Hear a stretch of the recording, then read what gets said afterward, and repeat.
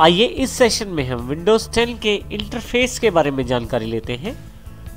Interface से अर्थ उन elements के साथ है जिनसे हमें कार्य लेना है, जिनके द्वारा विंडोज 10 में हमने कार्य करना है। विंडोज 10 के इंटरफेस में काफी सारे नए फीचर्स ऐड किए गए हैं। इसके अलावा विंडोज 7 और विंडोज 8 के भी काफी सारे फीचर्स इसमें पहले से शामिल किए गए हैं। जब आप अपने कंप्यूटर में विंडोज 10 इंस्टॉल करते हैं और पहली बार उसे ऑन करते हैं विंडोज को, तो आपके सामने विंडोज 10 का कुछ इस प्रकार का इंटरफेस उपलब्ध होता है जिसे डेस्कटॉप कहते हैं। आपके पास कंप्यूटर ऑन होने के पश्चात जो सबसे पहली स्क्रीन उपलब्ध होती है उसे डेस्कटॉप कहते हैं। विंडोज 10 के डेस्कटॉप के बारे में जानते हैं। सबसे पहले नीचे वाली पट्टी यदि आप देखें, यहाँ से लेकर बिल्कुल लास्ट तक, ये सारी बार टास्क बार कहलाती है। टास्क बार में काफ़ी सारे बटन्स उपलब्ध हैं, काफ़ी सारे सेक्शन बने हुए हैं, जिसमें सबसे पहला और इम्पोर्टेंट सेक्शन है स्टार्ट बटन। स्टार्ट बटन पे यदि आप क्लिक करें एक बार, तो आपके पास स्टार्ट मेन्यू खुल जाएगा। स्टार्ट मेन्यू यहाँ दो भागों में विभाजित है। सबसे पहले ये लेफ्ट सेक्शन है जो बिल्कुल विंडोज 7 जैसे मेन्यू जैसा दिखाई देता है। यदि आप राइट हैंड साइड वाले मेन्यू को देखें तो यह बिल्कुल विंडोज 8 के एप्स मेन्यू जैसा है। विंडोज 10 में जो एप्स शामिल की गई हैं उन्हें यूनिवर्सल एप्स भी कहते हैं।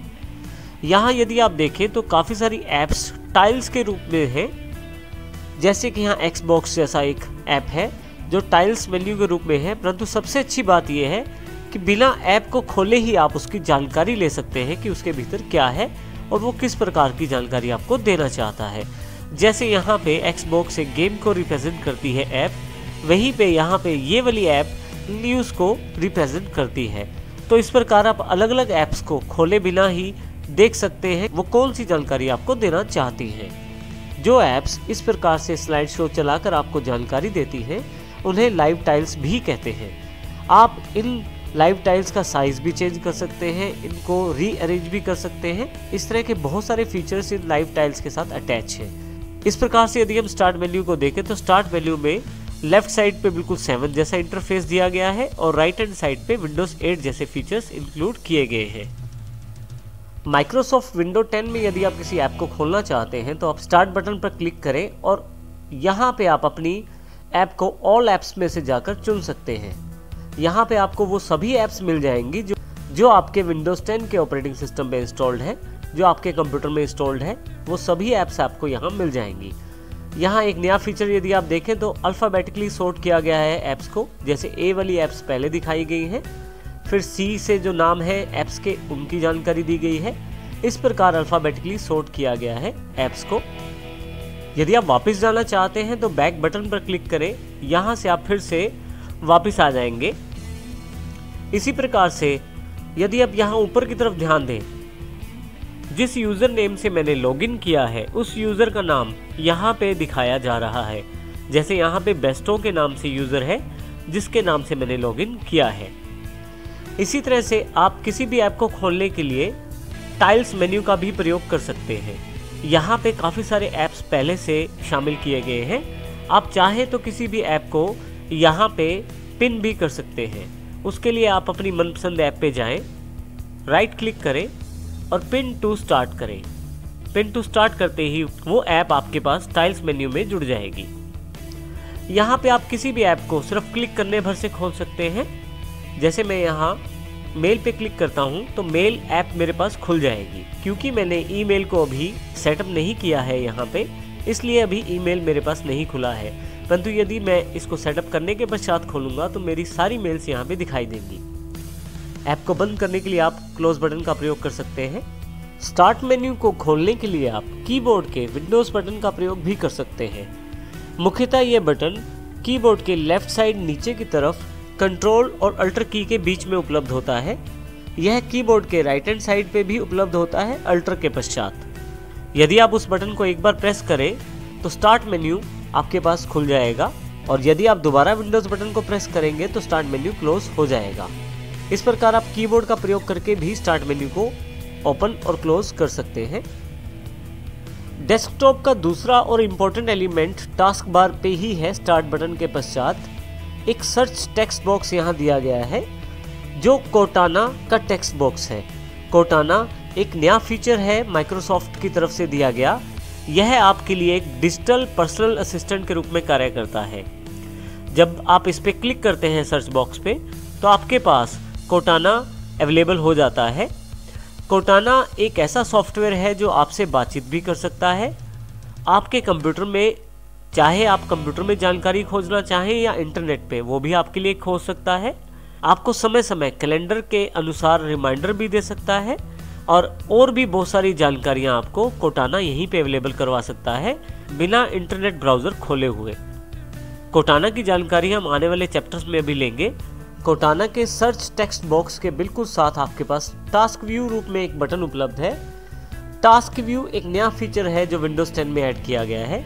इससे आप डेस्कटॉप पर जितनी भी एक्टिव एप्लीकेशंस हैं उन सबको एक साथ टास्क्स के रूप में देख सकते हैं अपनी स्क्रीन पे। जितनी भी टास्क्स मेरे पास एक्टिव हैं उन सबको मैं एक साथ अपने डेस्कटॉप पर देख सकता हूं टास्क व्यू के द्वारा। जैसे ही टास्क व्यू पर क्लिक करता हूं, जितनी भी एप्लीकेशंस, जितनी भी ऐप्स मेरे पास एक्टिव हैं वो सभी मेरी कंप्यूटर डेस्कटॉप स्क्रीन पर दिखाई देनी शुरू हो जाती हैं। और फिर जैसे ही मैं टास्क व्यू पर दोबारा क्लिक करता हूं, वे सभी ऐप्स फिर से वहां से हट जाती हैं। इस प्रकार आप टास्क व्यू से जितनी भी एक्टिव टास्क्स हैं उनको आप इकट्ठे ही डेस्कटॉप स्क्रीन पर देख सकते हैं। इसके अतिरिक्त जब आप टास्क व्यू पर क्लिक करते हैं तो आप राइट हैंड नीचे की तरफ एक न्यू डेस्कटॉप के रूप में एक बटन उपलब्ध हो जाता है जिससे आप अपना एक वर्चुअल डेस्कटॉप बना सकते हैं।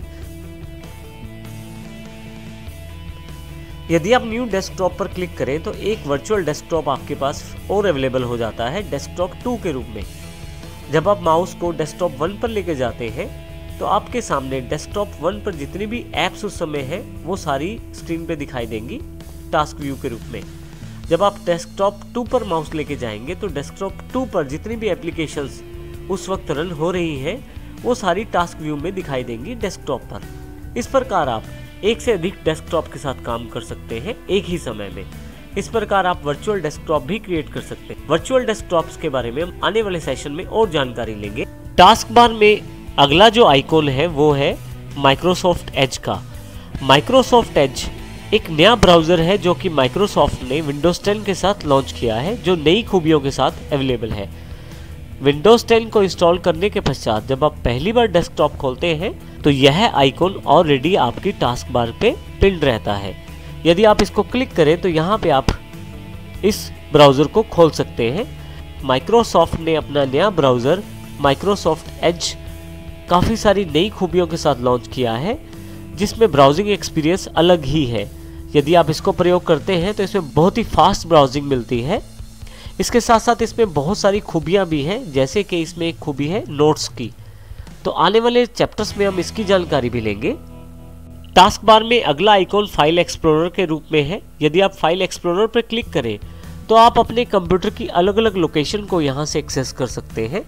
यहाँ पे फाइल एक्सप्लोरर की लेफ्ट साइड से आप अलग अलग लोकेशंस पे क्लिक कर सकते हैं। जैसे यहाँ पे मैं अपनी ड्राइव्स पे क्लिक करता हूँ, राइट हैंड साइड पे आप उन ड्राइव्स का कंटेंट देख सकते हैं।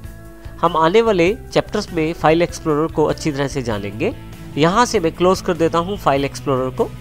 फाइल एक्सप्लोरर खोलने के लिए आप स्टार्ट बटन का प्रयोग भी कर सकते हैं। आप स्टार्ट बटन पर जाएं, फाइल एक्सप्लोरर पर क्लिक करें और फाइल एक्सप्लोरर आपके पास खुल जाएगा। यदि आप बंद करना चाहते हैं तो फिर से क्लोज बटन से फाइल एक्सप्लोरर को क्लोज कर सकते हैं। माइक्रोसॉफ्ट ने अपनी सभी ऐप्स को विंडोज स्टोर से देना शुरू किया है। अगला आइकॉन जो हमारे पास यहाँ उपलब्ध है वो है विंडोज स्टोर का।